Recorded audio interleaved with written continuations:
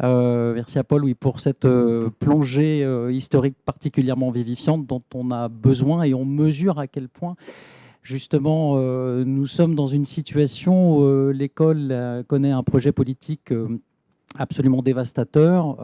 Lorsque nous avons préparé les éléments pour cette table ronde autour des mécanismes de ségrégation à l'œuvre aujourd'hui, il m'est revenu la responsabilité de parler du choc des savoirs sur le collège. Mais on ne peut pas détacher ce qui se joue sur le collège de ce qui s'est joué il y a quelques années sur le lycée avec Parcoursup, tu en as parlé, et mesurer finalement que c'est un ensemble de mesures, tu l'as évoqué aussi, qui fait système. Hein. C'est comme ça en tout cas qu'au SNES FSU et globalement la FSU, nous analysons les choses, avec une volonté de rompre définitivement l'élan de démocratisation scolaire et de l'enseignement supérieur que nous avons connu depuis 60 ans, avec tous les aléas que Paul a rappelé à l'instant. Donc une vraie volonté politique affirmée de faire en sorte que les élèves soient triés, sélectionnés, éliminés tout au long de leur parcours, pardon, du collège au lycée, et finalement dès l'école maternelle et primaire, Adrien y reviendra, et des dispositifs qui se sont installés petit à petit. Le premier que nous avons connu sous Jean-Michel Blanquer, c'est Parcoursup, avec la loi pour l'enseignement supérieur,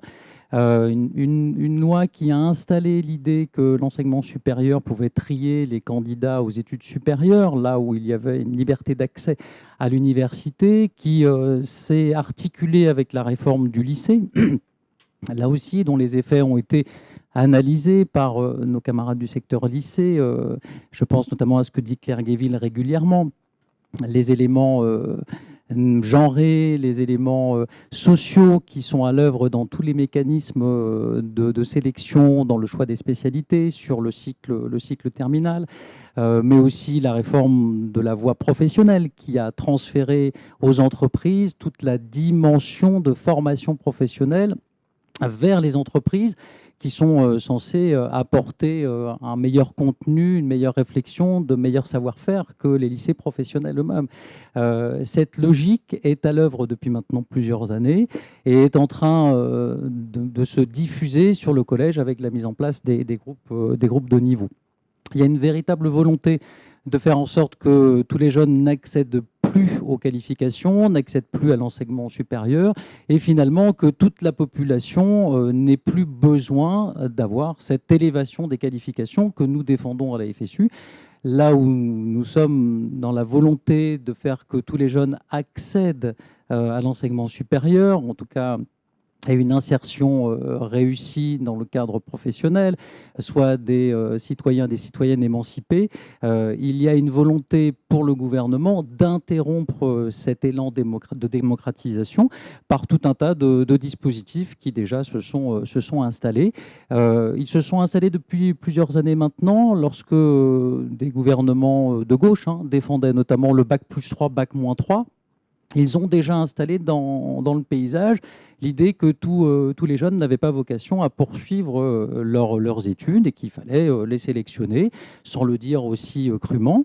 Mais les choses se sont déjà petit à petit organisées de cette façon, avec l'appui d'organisations syndicales qui sont plutôt de notre côté actuellement dans le cadre des mobilisations, mais je pense aux SGN-CFDT, à l'UNSA, qui défendent le bac+3, bac-3, mais qui a préfiguré ce que nous connaissons actuellement sur ces éléments qui, du collège au lycée, viennent agir comme de véritables bassins de décantation où les élèves sont petit à petit sélectionnés sur des compétences, en tout cas sur des compétences supposées, puisqu'il y a une volonté d'aller vers du prédictif.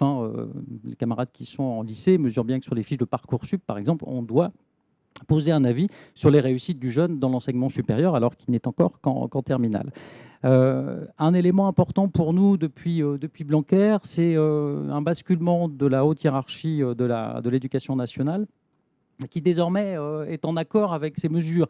On a toujours connu jusqu'ici une forme d'adhésion au niveau des ministères, du ministère de l'Éducation nationale, de l'enseignement supérieur, mais aussi des hiérarchies, des chefs d'établissement, des recteurs, des hyper, avec l'idée quand même qu'il fallait que tous les jeunes réussissent. C'était ceux toutes et tous capables de la loi d'orientation de 2013 sous Peillon, qui était quand même très largement partagée. Alors la FSU y a beaucoup contribué à la rédaction de cette loi, notamment sur le tous et tous capables. Ce n'était pas acquis, mais on avait quand même mesuré qu'il y avait une adhésion de l'appareil institutionnel. Et depuis Blanquer, en fait, tout ça est totalement interrompu.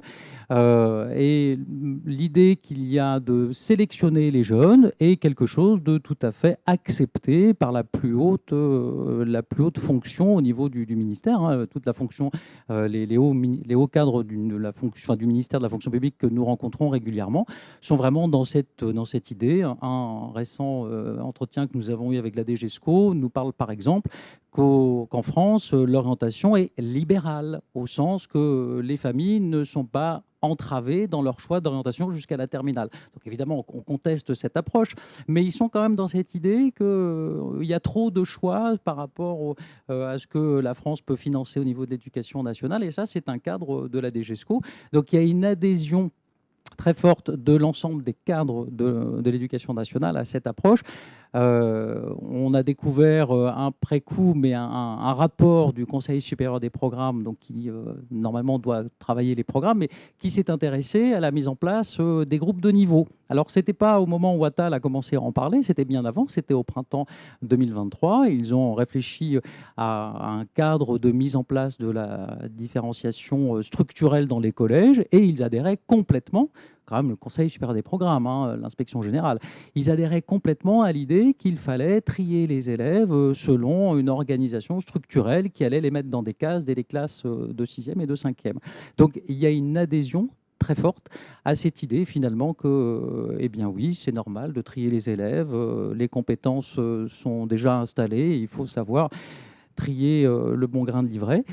Et PISA est arrivé là-dessus en décembre dernier avec les résultats notamment sur les disciplines scientifiques et les mathématiques, avec une précision de PISA qui a été à plusieurs reprises assurée, en tout cas relayée par Attal lorsqu'il était encore à l'Éduc, sur le fait que les jeunes qui avaient des compétences, finalement, avaient de moins en moins de compétences scientifiques parce qu'ils étaient entravés dans leur réussite par des classes trop hétérogènes, parce qu'on baissait finalement les exigences dans les classes, d'où la nécessité de trier, non pas pour isoler les élèves en difficulté et leur apporter plus, mais au contraire pour rassembler entre eux les élèves les plus compétents, capables d'aller le plus loin possible, dans une logique de créer une élite dans cet esprit de bac+3, bac-3, pour prolonger les études supérieures, simplement pour une petite minorité d'entre eux.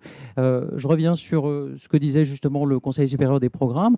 Il évoquait aussi des CPE, donc nos conseillers principaux d'éducation dans les collèges et lycées. C'est des métiers singuliers dans le second degré, puisqu'au niveau européen, ça n'existe pas, sur l'idée que ces CPE devaient redevenir des surveillants généraux, des censeurs qui devaient cadrer les élèves dans les établissements. C'est le retour à l'ordre. Ça, c'est un élément aussi important dans ce qui se joue sur le choc des savoir. Ce n'est pas que les groupes de besoins, je vais y revenir, mais c'est aussi le choc d'autorité dont Attal a parlé il y a peu. Attal, Premier ministre cette fois. Mais déjà, le Conseil supérieur des programmes s'était prononcé sur cette idée que les CPE devaient davantage être non pas dans une relation éducative avec les élèves, avec une relation poussée avec les familles, mais au contraire devaient établir l'ordre dans les établissements parce qu'il faut cadrer un certain nombre de jeunes, notamment ceux qui sont en éducation prioritaire. Ça rejoint l'ouverture des collèges 8 à 18 heures, notamment en éducation prioritaire, parce qu'il faut que les jeunes soient gardés le plus possible dans les établissements pour qu'ils ne soient pas sur l'espace public. C'est lié notamment au meurtre de Naël en juin 2023. Attal et Macron étaient vraiment dans cette approche. C'est la fin de l'excuse de minorité, notamment dans le domaine juridique, la volonté de pénaliser les jeunes dans leur parcours sur les bulletins, sur Parcoursup, mais aussi sur le DNB. Attal l'a annoncé. Alors pour l'instant, la ministre Belloubet n'en parle pas davantage. On sent qu'elle n'est pas forcément tout à fait sur cette approche, mais il y a une volonté quand même de sanctionner les élèves. Alors, pas n'importe lesquels, évidemment, on va y revenir. Un élément important pour nous, autour de ce choc d'autorité, c'est ce qui se joue autour des compétences psychosociales. Alors, je ne vais pas développer davantage puisque Catherine y reviendra, mais les nouveaux programmes que nous attendons, qui seront étudiés demain en CSE, Conseil supérieur de l'éducation, pour le cycle 1, cycle 2 pour le français et les mathématiques, mais les nouveaux programmes que nous attendons pour le collège vont intégrer le nouveau socle, dans le nouveau socle, français, mathématiques, culture générale, et bien-être et compétences psychosociales, justement dans cette idée d'aller vers des mesures qui vont encourager les élèves à normer leur comportement, à standardiser leur langage, leur tenue, leur posture physique. C'est la tenue unique, c'est le SNU, ce sont les classes engagées, ce sont les programmes d'EMC, éducation morale civique, qui viennent de passer récemment au CSE, dans lequel il y a du SNU et des classes engagées partout, y compris dans des domaines qui n'ont rien à voir avec le SNU, les questions de compétences liées au développement et à la défense de l'environnement. Ça ne passe pas par la présentation d'associations qui pourraient lutter pour une autre politique environnementale ou écologique, mais ça passe par la présentation du SNU. Donc le ministère est dans une approche totalement idéologique des programmes scolaires. Dernier exemple, les sujets du DNB pour Amérique du Nord ont été publiés, ont été diffusés très récemment. Donc les sujets sur lesquels les élèves de 3e ont planché en Amérique du Nord.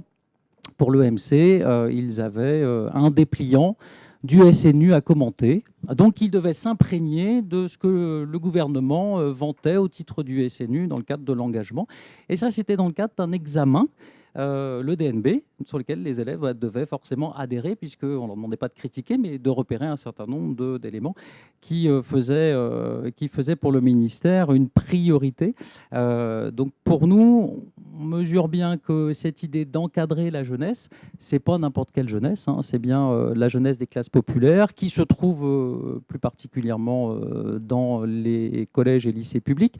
Et la référence à la ministre AOC, Amélie Oudéa-Castéra, ministre éphémère, mais qui a quand même marqué les esprits, qui a mobilisé aussi les personnels, et nous lui en sommes finalement assez reconnaissants à la FSU, c'est qu'elle a réactivé la guerre scolaire, ce qui pour nous était important, en valorisant comme jamais le réseau privé qui a été mis en lumière sans aucune honte, sans aucune gêne par la ministre, de manière tout à fait décomplexée. Et donc, on mesure bien qu'il y a une volonté à la fois de diviser la jeunesse, mais plus particulièrement de valoriser le privé pour les classes les plus favorisées, là où le réseau public aura moins de moyens, des programmes qui seront réduits au minimum, et notamment à la question du comportement. Un élément pour nous important sur le choc des savoirs aussi, Paul en a parlé, c'est la question des pratiques professionnelles. Pour l'instant, ça se voit un petit peu moins, mais nous insistons beaucoup au niveau de la FSU pour rappeler que le choc des savoirs, ce sont aussi des pratiques professionnelles qui vont être complètement mises sous la coupe des hiérarchies. On peut déjà commencer par la réforme de la formation initiale, qui est en discussion actuellement par le ministère, avec une volonté d'accélérer le calendrier alors que rien n'est prêt. Mais la session 2025 va mettre en place de nouveaux concours, de nouvelles maquettes, donc des nouvelles licences qui vont démarrer dès septembre prochain. Et le point commun pour le second degré sur les maquettes de concours et de CAPES notamment, c'est d'avoir retiré toute la dimension didactique, la dimension recherche universitaire, la dimension épistémologique et contextualisation des savoirs. Ce sont des éléments qui disparaissent totalement de ce qu'on attend des candidats.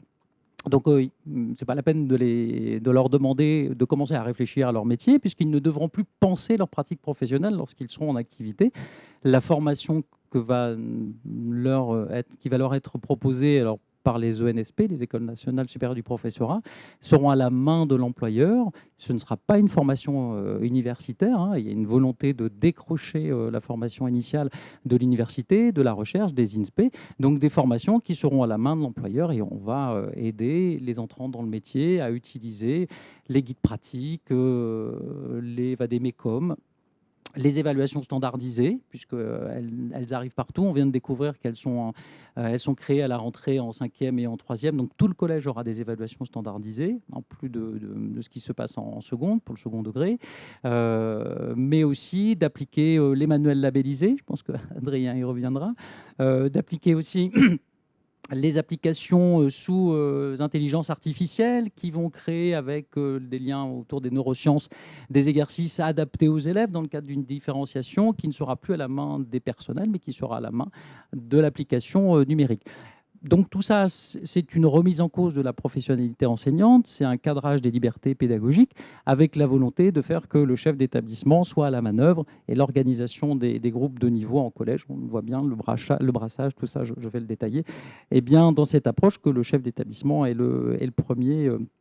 Et le premier pédagogue. Ce dirigisme pédagogique, c'est ainsi que nous l'avons très clairement expliqué au niveau du SNES-FSU, se concrétise là très récemment par la publication d'un vadémécum adressé aux chefs d'établissement, plus particulièrement sur les enseignements de mathématiques et de français au collège, où on demande aux chefs d'établissement de bien veiller d'abord au brassage des élèves, mais surtout pour faciliter ce brassage, de faire en sorte que les traces écrites soient communes sur l'ensemble, puisque les élèves de maths et de français vont avoir plusieurs profs de maths, plusieurs profs de français tout au long de leur année, si ils changent de groupe, ce dont on doute, mais pour faciliter le brassage, il est nécessaire que les enseignants adoptent les mêmes supports et la même trace écrite, de façon à ce qu'un élève, lorsqu'il passera d'un prof à l'autre, ne soit pas perturbé. Nécessité aussi d'avoir des progressions communes, d'avoir des évaluations communes. Alors au-delà des évaluations standardisées qui vont normer les débuts d'année, c'est aussi d'avoir des batteries d'évaluations qui seront normées, standardisées, certainement en ligne. On l'a connu au lycée sur les E3C, où il y avait nécessité d'aller piocher des sujets sur une banque de sujets qui cadrait énormément les pratiques professionnelles, parce que quand vous savez que vous devez entraîner les élèves sur tel type de sujet, forcément votre pratique professionnelle, elle est un peu guidée. Cette volonté d'interchangeabilité des personnels, nous la mesurons très bien en lien avec ce que Guérini veut faire dans la fonction publique, notamment sur la suppression des catégories. Il y a là quelque chose qui est extrêmement cohérent. Très bien. Un élément important pour nous, c'est ce qui se joue sur l'élémentation des savoirs. Paul en a parlé tout à l'heure. Nous sommes très attachés au fait que les enseignants aient la capacité de mesurer la façon dont les savoirs vont évoluer tout au long du parcours des élèves. Déplorons ce qui peut se jouer autour du fait que certains valorisent des savoirs abrégés. Pour nous, c'est bien un savoir qui est l'élément d'une chaîne que les élèves vont rencontrer à plusieurs reprises, un savoir qui va évoluer. C'est pour ça que nous défendons des enseignants du second degré qui soient pleinement investis dans les savoirs académiques, donc un haut niveau de qualification universitaire, pour pouvoir assurer justement une évolution des savoirs, quels que soient les élèves qu'ils ont, parce que les collègues du second degré peuvent enseigner de la 6e au post-bac du lycée. Donc j'en viens sur la question des groupes de niveau, mais les choses sont déjà connues de tous. D'abord, le choc des savoirs, c'est le DNB qui va se mettre en place à partir de la session 2025. DNB couperet qui va interdire aux élèves qui n'auront pas le DNB, qui va leur interdire la seconde générale professionnelle ou technologique, sauf à passer par une seconde prépa, enfin une prépa seconde, qui ressemble vraiment de très proche à ce qu'on a connu dans les années 60 avec les 6e de transition, une forme de SAS, mais qui leur signifie surtout que le lycée n'est pas fait pour eux. Une classe dans laquelle ils auront moins de cours de maths, moins de cours de français, et ils ne repasseront pas le brevet, ils auront simplement une attestation. Mais c'est l'idée de décourager les élèves les plus fragiles d'aller vers le lycée. La découverte des métiers qui s'est mise en place il y a un peu plus d'1 an maintenant à la demande de Macron pendant la campagne des présidentielles. Il avait dit qu'une demi-journée par semaine devait être consacrée dans les collèges à la découverte des secteurs professionnels. C'est cette idée de faire en sorte que les jeunes les plus fragiles regardent un petit peu ce qui existe à l'extérieur de l'école, et notamment l'apprentissage et les entreprises.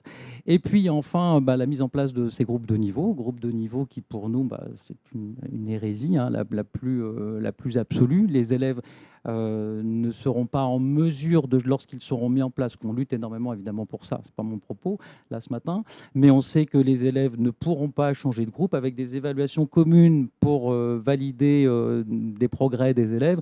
On se doute bien que ceux qui auront bénéficié d'un rythme plus soutenu dans la classe, d'exigences plus soutenues de la part de l'enseignant, parce qu'on sait que derrière les pratiques professionnelles font que les élèves, les collègues vont aussi s'adapter à ce que les élèves sont en mesure de faire pour les faire progresser petit à petit. Ces jeunes auront bien du mal à passer d'un groupe à l'autre et certainement des groupes qui seront figés à l'année, des élèves qui ne pourront pas passer ainsi d'un dispositif, d'un groupe de niveau à l'autre. Un élément important pour nous, c'est la mise en place, et que nous contestons, c'est la mise en place des barrettes. Voilà, je vois. La mise en place des barrettes sur les emplois du temps. C'est une disposition que le ministère imagine pour pouvoir brasser justement les élèves, mais c'est surtout une contrainte supplémentaire à la fois sur l'exercice professionnel des enseignants, mais aussi sur la façon dont les élèves seraient amenés à se redistribuer sur les groupes de niveau. Donc ça fait partie des sujets sur lesquels nous sommes extrêmement mobilisés actuellement. Et un élément important pour nous, c'est que cette mobilisation se fait avec les parents d'élèves. La FCPE est très présente, mais aussi avec l'unité syndicale. Quand je vous parlais du SGEN et de l'UNSA, qui défendent le bac+3, bac-3, qui défendaient le bac+3, bac-3, on les entend beaucoup moins actuellement. Et ils sont avec nous sur la mobilisation contre le choc des savoirs, ce qui, en termes de dynamique de mobilisation et dynamique syndicale, pour nous, est quand même particulièrement encourageant. Donc la notion de culture commune que nous défendons, nous pensons que nous pouvons la faire avancer petit à petit, y compris en convainquant le plus grand nombre et des organisations syndicales qui n'y sont pas forcément immédiatement favorables.